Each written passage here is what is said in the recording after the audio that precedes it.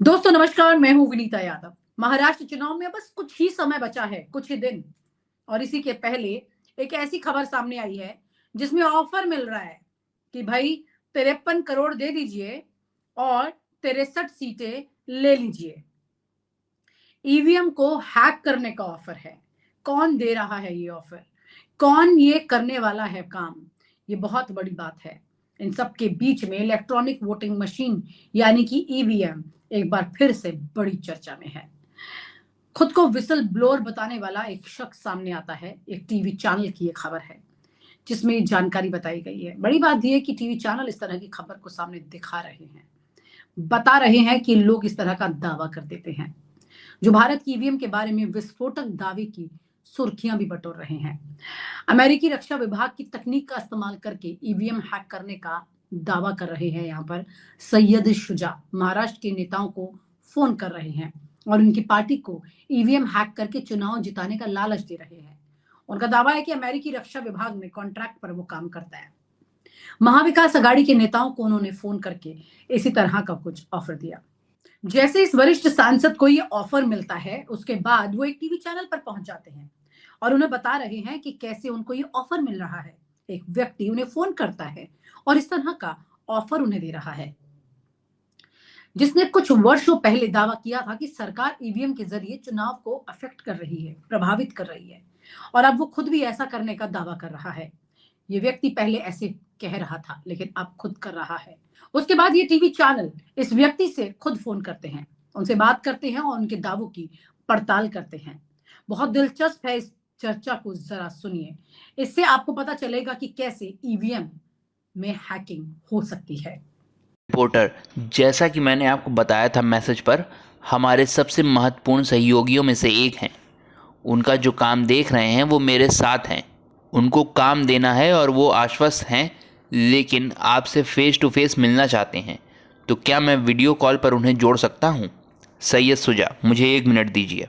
Reporter, मैं आपको परिचय करा रहा हूँ। ये अल्पेश जी हैं। आपको पता होगा 102 सीटें इनको दी गई हैं। 75 सीटों पर ये काम करवाना चाहते हैं। रिपोर्टर 2, अल्पेश बनकर, संख्या 63 से 75 के बीच है। हम आपको फाइनल नंबर चर्चा करने के बाद बता देंगे। सैयद शुजा, 63 हो सकता है? रिपोर्टर, 63 का कंफर्म हो जाएगा। सैयद शुजा, हाँ 63 कंफर्म हो जाएगा। रिपोर्टर, 63 जो हम नाम देंगे वो ना? सैयद शुजा, आप दे दो मुझे नाम। मेरे पास 105 में से 63 मशीनों का एक्सेस है, लेकिन मुझे वीवीपैट मशीन की डिटेल चाहिए। रिपोर्टर, तो ये कौन सी 63 सीटें होंगी, ये मुझे बता सकते हैं ताकि उसमें से हम निकाल कर डिटेल तैयार कर लें। सैयद शुजा, मेरे पास एक्सेस तो 288 में से 281 का है, लेकिन कुछ जगह ऐसी हैं जहां पर फ्रीक्वेंसी आइसोलेशन असंभव है। सुजा ने न केवल ईवीएम को हैक करके पार्टी को जिताने का दावा किया, बल्कि इसके बदले $6 मिलियन, लगभग 52 से 53 करोड़ रुपए की डिमांड भी की। रिपोर्टर, अगर हम 63 सीटों का कराते हैं तो इसका कितना खर्च आ जाएगा? सैयद शुजा, फिलहाल सिग्नलिंग सिस्टम 7 के टर्मिनल एक्सेस अभी लॉक करते हैं तो वो पड़ा रहेगा करीब 6,72,000। रिपोर्टर, ये यूएस डॉलर में है या रुपए में? सैयद शुजा, ये डॉलर में है। भारतीय रुपए में बात करें तो करीब 52 से 53 करोड़ बैठता है। रिपोर्टर, आपने शुरू में हमसे 20 लोगों की डिमांड की थी, अब आपको कितने लोग चाहिए? सैयद शुजा, 60 से 64 लोग चाहिए ग्राउंड पर। रिपोर्टर 2, अल्पेश, ये लोग ग्राउंड पर क्या करेंगे और इनका क्या रोल होगा? सैयद शुजा, मुझे सिग्नल आइसोलेट करने की ज़रूरत होगी। अब भारत में 2G नेटवर्क काम नहीं करता, सारे नेटवर्क 4G और 5G हैं, तो 2G नेटवर्क को आइसोलेट करने के लिए मुझे फ्रीक्वेंसी 102 से 115 चाहिए। रिपोर्टर 2, अल्पेश, तो ये लोग हम आपको देंगे या फिर आप अपने लोग रहेंगे? सैयद शुजा, मुझे कोई ऐसा चाहिए जो फ़ोन में एक विशेष एप्लीकेशन लेकर जाएगा और एरिया को स्कैन करेगा। इससे ये पता चलेगा कि मुझे कौन सी फ्रीक्वेंसी आइसोलेट करनी है। एक फ्रीक्वेंसी पुलिस की वॉकी टॉकी इस्तेमाल करती है और लगभग उसी की शॉर्ट वेव में ईवीएम फ्रीक्वेंसी मैच करती है। तो मुझे यही जानकारी चाहिए ताकि फ्रीक्वेंसी कोई इंस्पेक्ट ना कर ले। रिपोर्टर, आपको ईवीएम की क्या जानकारी चाहिए होगी? सुजा, कंट्रोल यूनिट, बैलेट यूनिट और वीवीपैट कौन सी पोलिंग बूथ पर जाएगा।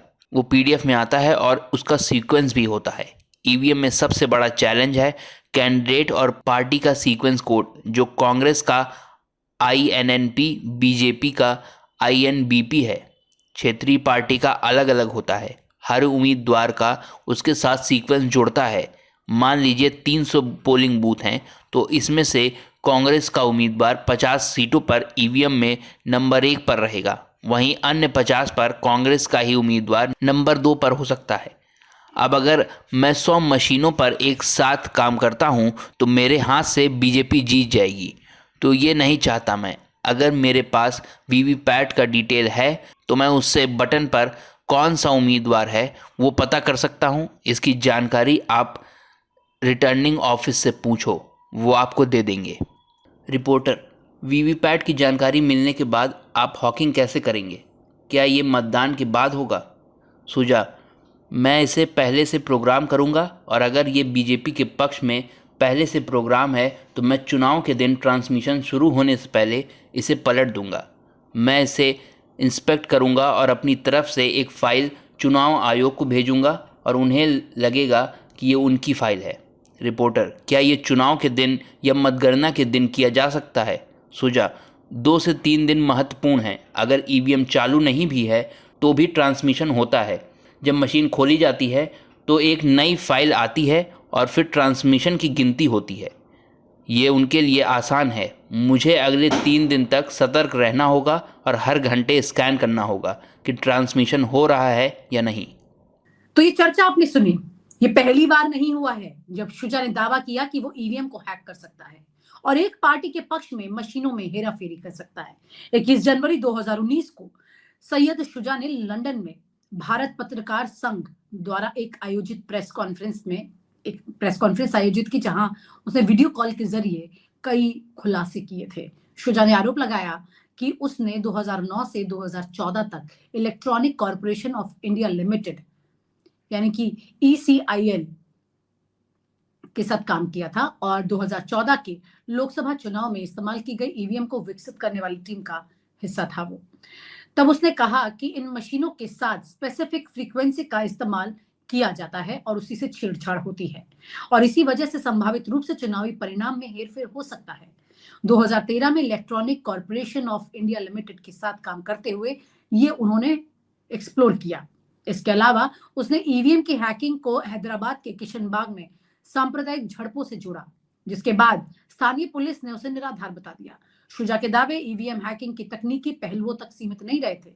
उसने ये भी सनसनीखेज आरोप लगाया कि 2014 के लोकसभा चुनाव में भाजपा के पक्ष में धांधली की गई थी। पूर्व कांग्रेस नेता कपिल सिब्बल ने इन दावों को मुद्दा बनाया था और ईवीएम की विश्वसनीयता पर सवाल उठाए थे। फिर उसके बाद भी जब दावों की पड़ताल इस टीवी चैनल ने की तो इसमें कोई दम नहीं निकला था, लेकिन इन दावों के 5 साल बाद महाराष्ट्र में दोबारा फिर से इसी तरह की बातें सामने आ रही हैं। ये सुर्खियां बटोरी जा रही हैं। ECIL और चुनाव आयोग ने शुजा के आरोपों को तुरंत खारिज कर दिया है। ECIL ने एक बयान जारी करके इस बात से इनकार किया कि शुजा ने संगठन के लिए काम किया था या 2009 से 2014 के बीच ईवीएम के डिजाइन और विकास में शामिल था। ECIL के अध्यक्ष और प्रबंधक निदेशक रियल एडमिरल संजय चौधरी ने कहा कि शुजा के नियमित कर्मचारी होने या किसी भी क्षमता में ECIL के जुड़े होने का कोई रिकॉर्ड नहीं है। बड़ी बात यह है कि यहाँ पर ये लोग शुजा को गलत साबित करने की कोशिश कर रहे सब मिलकर, जबकि शुजा के पास जो सच है उस बात को तो ये टीवी चैनल भी पूरी तरह एक्सेप्ट नहीं कर रहा है। हालांकि दोनों बातों को सामने रख के बड़ी ही सफाई से इस बात को आगे घुमा दिया गया है। बड़ी बात यह है कि शुजा जिस बात का खुलासा यहाँ पर कर रहा है उसे यूं ही नहीं जाने दिया जा सकता। अगर देश का चुनाव आयोग वाकई में सख्त है, मुख्य चुनाव आयुक्त वाकई में निष्पक्ष होने की बात करते हैं, तो शुजा के इन दावों को उन्हें खुल करके सामने निराधार प्रूफ करना चाहिए।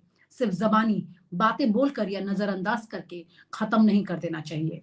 दावों की फैक्ट चेकिंग और आलोचना बहुत ज्यादा जरूरी है। कई विशेषज्ञ और तथ्य जांच पहलू ने शुजा के दावों की जांच की है और पाया कि उनमें विश्वसनीयता की कमी है और बड़ी आसानी से ये कमी बनाई जा सकती है। हैदराबाद स्थित ईवीएम विशेषज्ञ हरिप्रसाद वेमरू, जो कि पहले ईवीएम हैकिंग बहस में शामिल हो रहे थे, उन्होंने शुजा के तर्कों को करार दिया और उसके दावों पर भरोसा नहीं किया। बड़ी बात यह है कि यहाँ पर ये तमाम दावे जो है, ये सिर्फ यूं ही नहीं है, बहुत गंभीर दावे हैं। इन पर बहुत ध्यान से बात करनी और समझने की जरूरत है। शुजा की शिक्षा जो है और उनका व्यापार जो है, वो भी जांच के दायरे में है, जाहिर है आ ही जाएगा। शुजा ने जवाहरलाल नेहरू प्रौद्योगिकी विश्वविद्यालय हैदराबाद से गणित में पीएचडी माइनर की है और हैदराबाद के शादान कॉलेज से कंप्यूटर साइंस में बीटेक की है। हालांकि जांच में इन संस्थानों का कोई रिकॉर्ड नहीं मिला। बड़ी बात यह है कि शुजा अब खुद एक ऐसे दायरे में आ चुके हैं जहां पर उनका ये सच उनके लिए मुसीबतें पैदा कर सकता है। फिलहाल शुजा इस वक्त शिकागो में रहते हैं और अमेरिकी रक्षा विभाग के लिए एक कॉन्ट्रैक्टर के रूप में काम करते हैं। उनको एक मार्च 2018 को अमेरिका ने शरण दी थी, जब उन पर यह आरोप लगाया था कि 2014 के चुनाव के दौरान ईवीएम से छेड़छाड़ का पता चलने पर उस पर और सहयोगियों पर हैदराबाद में हमला किया गया था। हालांकि इन दावों की अभी तक कोई भी पुष्टि नहीं हुई। बड़ी बात यह है कि इस टीवी चैनल ने इस पूरी खबर को किया और खबर को ऐसे दिखाया जैसे कि शुजा पर ही तमाम सवालिया निशान खड़े हो रहे हैं और शुजा का ही यहाँ पर टेस्ट चेकिंग कर दी, फैक्ट चेकिंग कर दी, लेकिन यहाँ पर चेक करने की जरूरत थी ईवीएम की और वो चेक नहीं किया गया। ये सवाल बहुत बड़ा है, इसे समझने की जरूरत है कि शुजा जो कह रहे हैं, क्या उसे यूं ही जाने दिया जा सकता है या फिर उनकी बात को वहीं की वहीं दबाकर या उन्हें गलत साबित करके ये टीवी चैनल भी अपना काम पूरा कर लेंगे। और आप हमसे जुड़े रहने के लिए सब्सक्राइब करें YouTube पर, फॉलो करें Twitter पर और लाइक करें Facebook पर। और ज्यादा जानकारी के लिए आपको टाइप करना होगा सिर्फ न्यूज़ नशा।